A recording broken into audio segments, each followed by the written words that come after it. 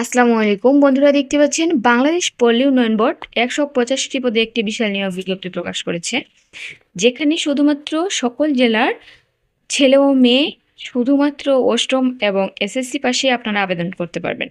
আবেদনটি শুরু হচ্ছে আজকে থেকে। তো এই ভিডিওতে বিস্তারিতভাবে আলোচনা করব কিভাবে আপনারা আবেদন করবেন এবং আবেদন ফি কত। ধৈর্য সহকারে ভিডিওটি সম্পূর্ণ দেখবেন এবং যদি নতুন হয়ে থাকেন আমাদের চ্যানেলে, তাহলে চ্যানেলটি সাবস্ক্রাইব করে পাশে থাকবেন। তো প্রথমে আমরা এখানে যে বিষয়টি দেখব, এখানে পদ এবং পদের সংখ্যাগুলো দেখব। এখানে সর্বপ্রথমে বলবো অফিস সহায়ক সম্পর্কে। এখানে অফিস সহায়ক পদে আপনার মোট লোক নিয়োগ দেওয়া হবে ৭২ জন, এবং আপনারা যারা অষ্টম শ্রেণী পাস তারাই কিন্তু এই পদটিতে আবেদন করতে পারবেন, এবং এখানে কোনো অভিজ্ঞতার কথা বলা হয়নি যেহেতু, তাই এখানে কোনো অভিজ্ঞতা লাগবে না। এরপরে আমরা দেখতে পাচ্ছি এখানে ২০ নম্বরে রয়েছে স্টোর কিপার। এখানে আপনার পদের সংখ্যা ১টি এবং স্টোর কিপার হিসেবে ২ বছর অভিজ্ঞতা থাকতে হবে। আবার মাধ্যমিক স্কুল সার্টিফিকেট পাস হতে হবে। প্রুফ রিডার এখানে পদের সংখ্যা 1টি, এখানে 2 বছরের অভিজ্ঞতা এবং মাধ্যমিক স্কুল পাস অর্থাৎ SSC pass. Data entry operator এখানে পদের সংখ্যা রয়েছে মোট 3টি। এখানে উচ্চ মাধ্যমিক সার্টিফিকেট, এসএসসি সার্টিফিকেট লাগবে এবং কম্পিউটারের দক্ষতা থাকতে হবে। অফিস সহকারী কাম কম্পিউটার অপারেটর এখানে পদের সংখ্যা 30। এখানে মাধ্যমিক স্কুল সার্টিফিকেট পাস অর্থাৎ এসএসসি পাস হলেই হবে এবং কম্পিউটার ব্যবহার জানতে হবে। এরপরে 16 নম্বরে আমরা দেখতে পাচ্ছি অফসেট প্রিন্টিং অপারেটর। এখানে পদের সংখ্যা মোট 1টি।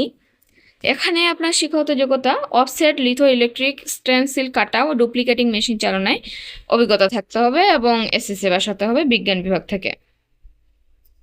এরপরে আমরা দেখতে পাচ্ছি 15 নম্বরে রয়েছে ড্রাফটসম্যান। এখানে পদের সংখ্যা রয়েছে 1টি। এখানে মাধ্যমিক স্কুল সার্টিফিকেট পাস এবং ড্রাফটসম্যানশিপ।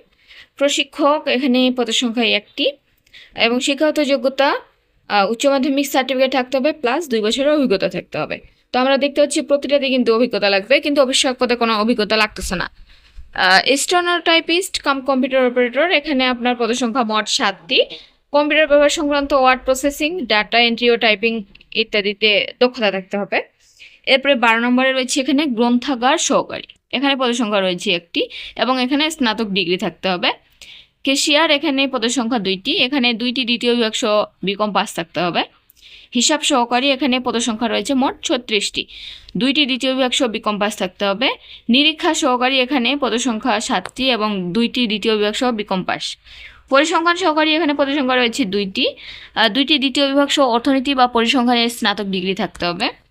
গবেষণা অনুসন্ধানকারী এখানে হচ্ছে 3টি। অফিস সহকারী উচ্চমান সহকারী এখানে 6টি এবং 2টি দ্বিতীয় বিভাগ সহ স্নাতক ডিগ্রি থাকতে হবে।